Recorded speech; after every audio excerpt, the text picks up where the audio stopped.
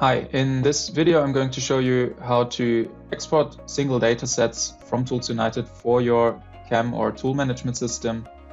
And as you probably have a specific system in your company or in your mind already, I'm going to firstly show you how to configure your export buttons. So first you have to click on your username, then you go to export button configuration, and then you can just choose the system that you have. I'm going to use Zoller here. And if you didn't find your system, you can always go and configure a customized export.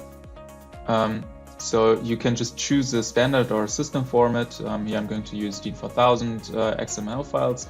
And then you can do some additional settings. You can even add 3D or 2D graphics, and then you can save the file format. Tick the box in the front, so it will be shown on your tool data sheets, and then you have to save your changes, otherwise they will be lost. Now I'm going to search for a tool I've prepared. And here you see that I've got my direct export shown on the top.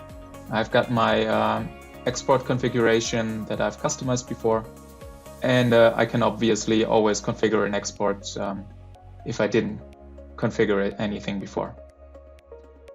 And on the next video I'm going to show you how to create a toolcard from single components or from Excel files and then do mass exports.